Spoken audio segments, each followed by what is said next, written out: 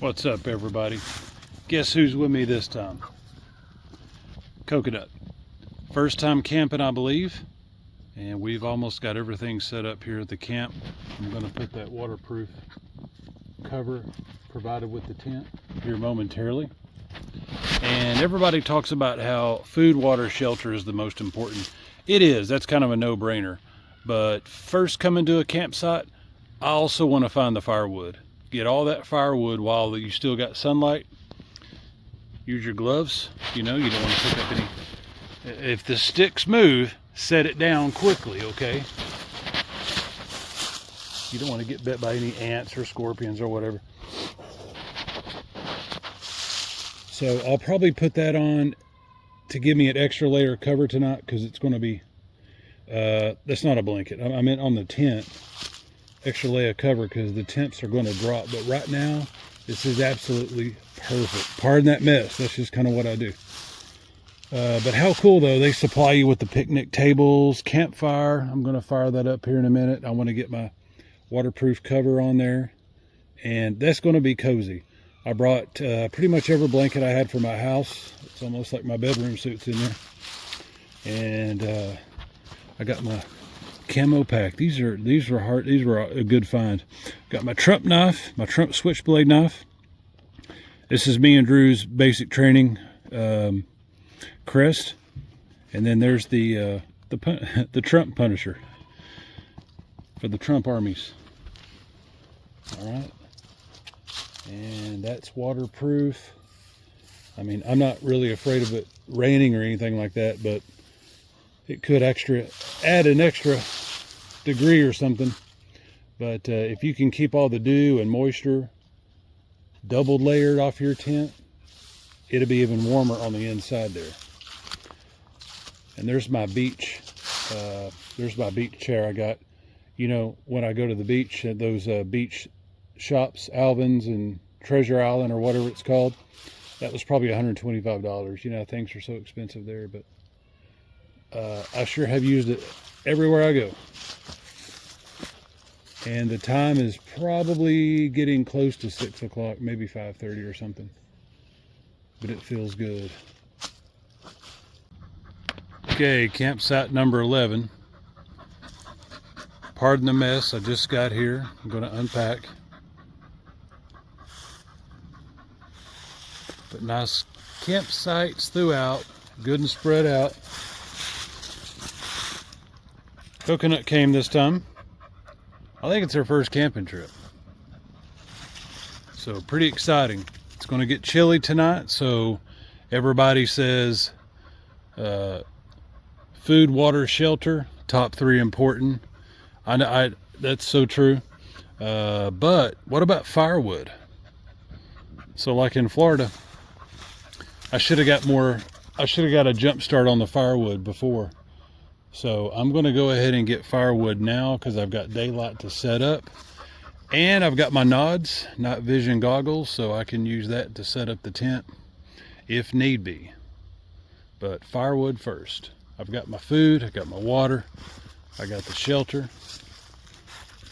So let's get some wood. Here's the sticks I've collected so far. You guys know to start out with the smallest sticks possible for your kindling. You don't need leaves or gasoline or anything crazy to light fires. That's crazy. That's people that don't know what they're doing. Here's some leftover logs we'll use, but we got to get our starter fuel going. Firewood is all around here. You shouldn't have to walk out a mile to go looking for wood. You just got to look down at the ground. Make sure you're wearing gloves for snakes, scorpions, briars. Oh, here's some good stuff there.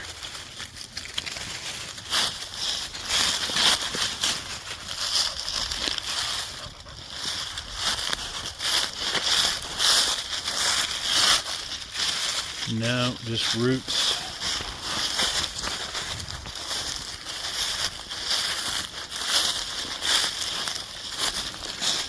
Bingo. Bark is good too. Bingo. Just ignore that. Santa's bag is what it looks like. If you struggle with starting fires when you're camping, here's something I picked up. So what you're looking at is these tea light candles is what they're called. Got a little aluminum on the side, aluminum. And so you light 3 of those, and you can get these in boxes of like 1,000 at Walmart for like $4. It would last you almost forever. So you get those going, and then you lay your small sticks over them without snuffing them out. And really, that's too big right now, starting out. I've only got one arm at the moment.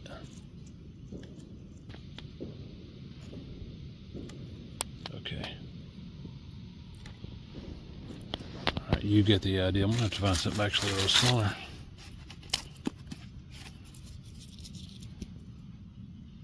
And so there it goes. So without any leaves, kerosene, gasoline, I just lit it. So those candles, what's cool is they'll just continue to burn, you know.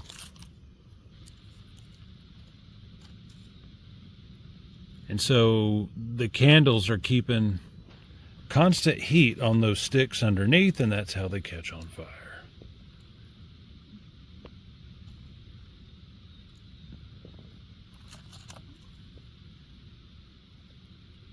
So I don't want to add every stick in the forest on it right now because that would smother it out. And then you'd have to start again. I'm a fan of the log cabin design when you're doing your campfire.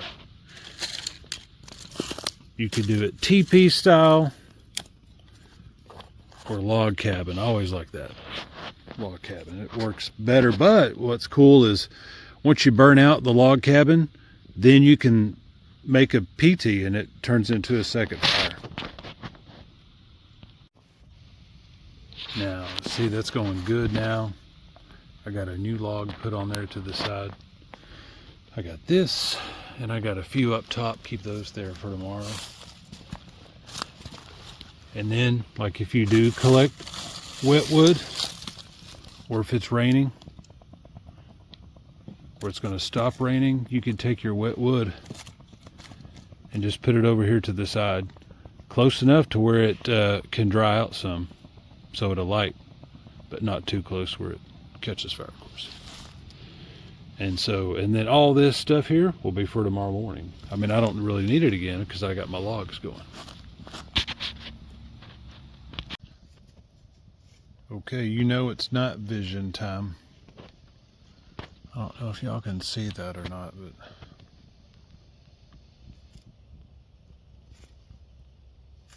her glow in the dark. There it is. Okay, yeah, okay.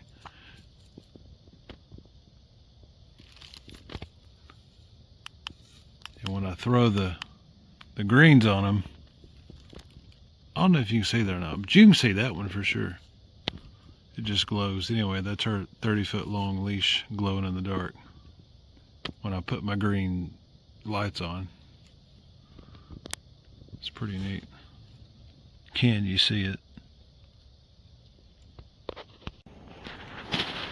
It's 6 a.m. and it has gotten super cold in the past couple hours. It's 31 degrees. And I'm boiling some coffee. This is so cool. Pour over coffee. Put that here.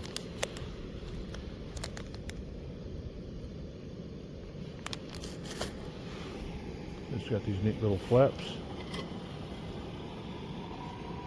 Pour your boiling water over it.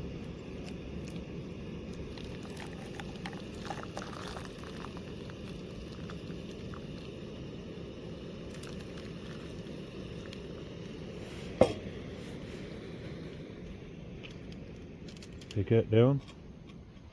All the way down. That's going to make a nice cup of coffee, and then coconut still in bed, covered up. And it was a good night camping, and we're just going to get thawed out and pack up and eat and leave.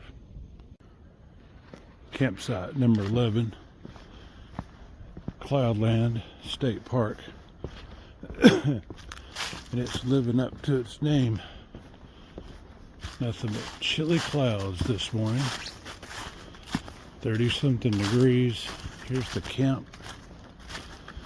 And we're packing up. Getting out of here before my fingers get frostbite.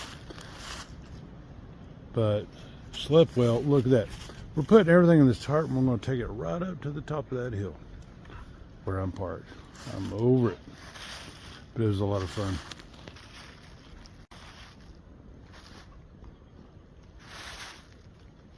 There was a camper up on the hill. Nice spot. I got my woodland camis on today. We got jungle, woodland, and desert. Made by a company called CQR.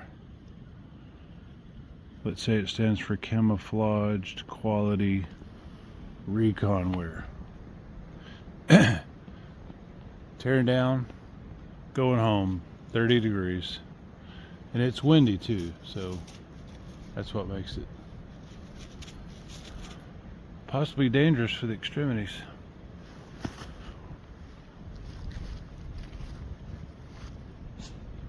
Good quiet place. My dog's ready to go. I like this woodland color. It would match perfect if things were a little bit more green. Jimmy and Drew were all outfitted with the same camis that we got from that CQR company online. Is that unnecessary for us to wear the same camo when we go out camping? It's super unnecessary. But who doesn't like camouflage? The MVP of the trip goes to these things here. 99 cents at Walmart. Get 2 per pack. Open them up. You shake them up. Slide them in your glove. There it is right there. You double up on it, of course. That's been the MVP of the trip. These things have kept my fingers and hands warm all night, and I wore, an extra set of gloves there in bed with those with the hand warmers in. They last about, that says 10, maybe it's more like 8, but fantastic. $1 a pack, you can't beat it. And those have really saved the trip, because if your extremities get frostbite, ouch, that hurts, and it could be fatal. So highly recommend the hot hands. Reminds me of Hot Pockets.